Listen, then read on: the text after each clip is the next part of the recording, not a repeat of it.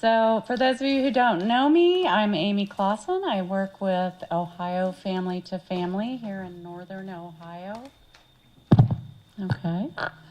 And we're here to welcome you tonight to a fabulous 2 hours of information, storytelling, and true support, though, in all honesty, true support for my family, your kids, and those that you love and work with.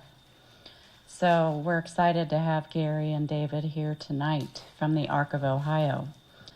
We're really, really excited to have the Arc of Ohio here tonight. So without further ado, Gary, I'll let you take it from here about waivers. My name's Gary Thomas. My name's David Lewis. I'm with the Arc of Ohio. Okay. My job is, technically I'm the Chief Executive Officer. David's the Chief Operating Officer, and our standing joke is his job is to do whatever I don't want to do and to interrupt me nicely while we're talking. I'll just grab the mic. Yeah, he'll just grab the mic. So we're here to talk about waivers, but I want to talk to you a little bit about what the ARC is and who the ARC is. We're the civil rights organization for people with disabilities, not only in Ohio, but in the entire country. We were founded in Cleveland in the mid-1930s, believe that or not. We did not incorporate as a national organization until 1950. But our genesis goes back to the Great Depression.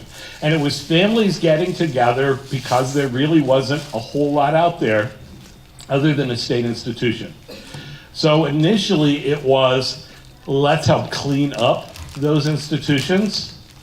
And when we're thinking of institutions in 1950s, we're thinking of old Victorian buildings built in the 1860s and on up. They had become warehouses for people with disabilities. So county boards didn't exist.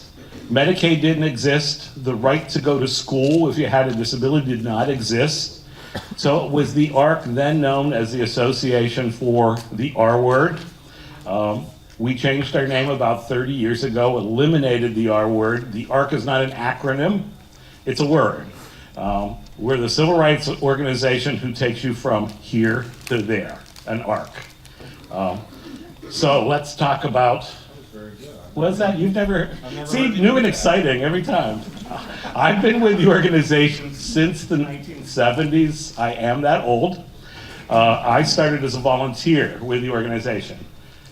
Grew up with relatives with disabilities and was my freshman year in college dating a special ed major. And she said, the first week of college, we're doing a dance for people with disabilities and we need guys to dance with the ladies. Would you mind coming? I had a great time. So I joined the ARC as a member of what we called Youth ARC back in the 70s. Was planning to be a 5th grade elementary school teacher with an emphasis in history. And I played with people with disabilities for 4 years in college. Graduated, got a job in what was then a 10-bed group home for men in my community. Worked there for the summer. Quit when I got my teaching job. Hated my teaching job. I'm not the kind of guy who can sit in 4 walls. I have a really hard time just even standing here without moving around. So you'll see my hands move. I'm very animated, yes. So I quit my teaching job by Christmas, went back to the group home, and then kind of worked through the system. So I've been a direct support staff person, been what's called back then it was a QMRP, Qualified MR Professional, now it's called something else. I've worked in intermediate care facilities.